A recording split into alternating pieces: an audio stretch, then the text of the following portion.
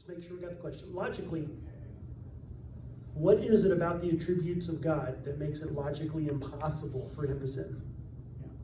Can I add to that question? So, that Jesus Okay. is God, right? Yes. Right? But Jesus had the choice, when in fact, so Jesus could have chosen, but he didn't. Well,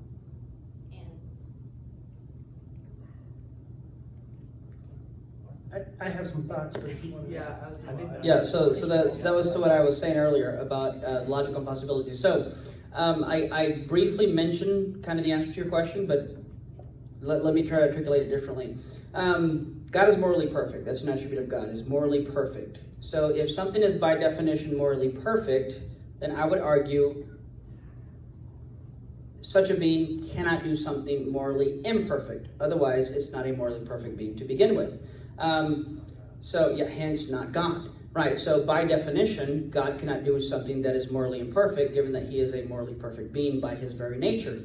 If he has the capacity to do something morally imperfect, well then his nature is not morally perfect, hence, we said again, not God. To your question about Jesus, I would say the same thing follows. Now, but this goes into the question of what we call libertarian free will. It's going to get a little bit technical. I don't think Jesus had the ability to sin, but that does not follow that therefore he did not choose to refrain from sinning. Now let me explain that because it might sound counterintuitive. There's different views on what's called libertarian free will. One view is that not only, I would say the definition that I would give for libertarian free will is that you are the source or originator of your will. So if I choose to raise my hand and nothing caused me, I had free will. If he shocks me with a taser and my arm goes up, then I was caused and I thus do not have free will. Some people go further and say you also need to have the ability to do or refrain from doing. So you have to have what's called dual ability. I can either do A or not do A. I don't think that's necessary for libertarian free will. I think you just have to have what I said, the first thing, be the source of what you're doing. Here's a quick analogy. So it's not a perfect analogy, but here it is. Suppose my wife brings home chocolate cake tonight, and I'm on a diet, and I say, you know what, I can't do it, I'm not going to eat the chocolate cake. The next morning I wake up, and she goes to work, and I'm sitting on my couch thinking, gosh, I really want that cake, but my wife's not here, she can't tell me not to, she can't keep me accountable, and I say, you know what, no, I'm not going to eat it, and I sit there on the couch. An hour later, I go to the fridge, let's say to get a glass of water, and when I open it, I notice the cake's gone. And I look at my phone, and my wife says, oh, by the way, I took the cake to work today. Which means, even though I chose not to eat the cake, even if I wanted to, I could not have. Was I still free to make the decision to not eat it? Yes. Because although my ability to eat it wasn't even available, I at the very least still chose freely, nothing caused me to choose to refrain from eating the cake. That being said, Christ felt the temptation and the weight of sin. That's what the Bible says. Yet he still freely chose to not sin. But this was... Sorry, I thought you were trying to get my attention. I'm like, what am I saying? No. His foot was rubbing against me. That sounded weird. But he still chose to freely refrain from sinning, even though he could not have chosen to sin. So, to reiterate briefly and tell me if I need to explain it differently, God can't sin because he's morally perfect, just like he can't learn. He knows all, so he can't learn because he knows everything. He can't do something immoral because he is morally perfect. And Jesus did freely choose to not sin, even though he did not have the ability to sin, because as a morally perfect being, a maximally great being, a perfect God cannot do something imperfect. Did that? That's pretty much what I was trying to explain, but it wasn't I wasn't being very clear, so I thought maybe if you guys said it maybe a little differently, then maybe you would be. Yeah, I mean, the Christological mystery of fully God and fully man we can talk about. That could be a whole conference by itself. And I would build on what he said about about sin and freedom from my view of if everything flows from love because God is love, then we would have to define what sin is. And so at the very bottom, sin is not loving God or others in some way, right? And the consequence of sin is separation from God. Well, God can't be separated from himself. So that's an impossibility for God to act in such a way that that the community of the Godhead would be separated.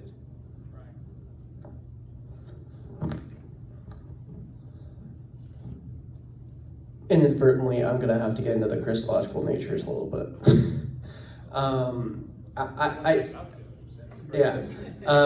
I think part of the question with Jesus specifically,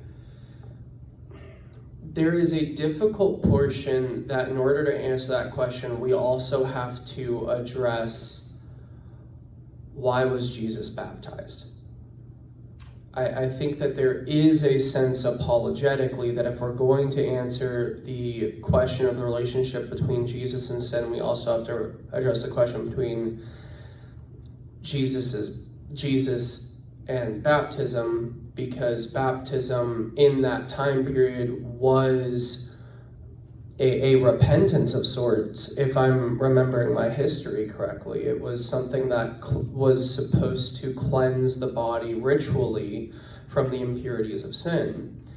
And so, generally speaking, this is not something that I know a lot about, but I'm raising it to get the perspective of the three wise men next to me. Now then, one perspective I have seen is that perhaps the answer is that Jesus went through the baptism as the beginning of bearing the humiliation of sin, in that Jesus also experienced the humiliation of the cross. And so perfect man, just as being punished, also went through the process that was supposed to ritually purify those who are impure. You want to answer? I had my thought. Did you have something you wanted to add? Yeah, I'll go after you. Okay. Just don't take all my time. Okay. And let me tread careful here, because I know this can get into different theological issues. One way that may not be technically good and accurate, but I think might be a good way just to kind of grasp some ideas. We use a lot of different words in a lot of different ways to mean different things, and equivocation is easy to do.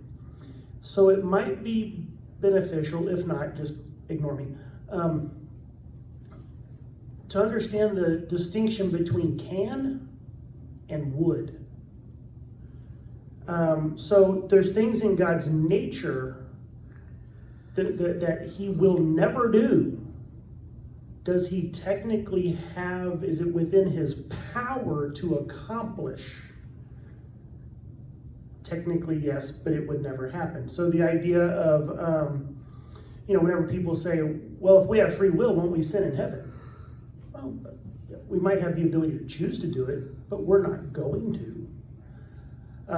With our, renewed natures and everything, that we're just like want to. It's not a choice we're going to make. I probably would be able to find a way to go, get some heroin if I wanted some. I have the ability to go do drugs. There is nothing in me that has any will or want to do it. There's nothing in my nature to where I'm going to go get me some black tar heroin and shoot up.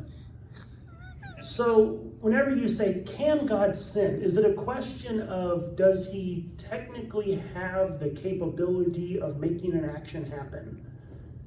Well, maybe, yeah. But the goodness and perfect morality of his nature, he wouldn't. And so it just doesn't line up that it's going to happen. Make sense? I think the point when people ask that question is they're asking, is God fallible? Yeah, about God's fallibility, and no. He can't fail to do the right thing. Right. Which is what sin would be. So. I think the tone of the question was, so if there is something that God can't do, then is he all powerful? That was, and it wasn't, it's a question of like, Well, and that the fallibility gets to that because it's not a lack in power. To not do the morally perfect thing would actually be the lack of power. Right. So it's like, from a logical standpoint, the second you step off this bridge, you fall. You create a scenario that's not gonna make sense. Right. The problem is, if it's not gonna make sense, then you can't make sense of the example that says this doesn't make sense. Right. So what I was trying to explain was, okay, so let's say God actually sins. Okay? Let's not pick like murder or something like that. Let's say, eating pork. Something that we kind of don't really fully understand what's the true implications of why that would be a sin. And it was written down in the Old Testament for the Jews not to eat. Well, and that's something that we can understand, because Jesus, being a Jew under the law, Right. So, he's not supposed to eat pork. Could Jesus have bacon? right. So theoretically, what if God ate bacon? And my thought comment was, okay, well then suddenly God, being the perfect being who would only do perfect things, then that would be not a sin anymore. Right. But the problem is that you, again, get in this situation where God can't sin. He's not gonna disobey his own law. And so there's lots of different reasons why that's an impossible scenario. Yeah. Right. Which comes back to the what I think, and I don't know, we won't get into it, we're a little over time already, the can and would, issue. Could Jesus of Nazareth physically get him some bacon and fry it up and have some bacon? Yes. But he wouldn't. It's not going to happen, and so. You'd also have to define what power is, omnipotence, because we erroneously tend to think of omnipotence as raw power. That's why I said, it's not as if God had to, drink the right creatine, do a few more sets, and then now he can sin because he has it's not a lack of power.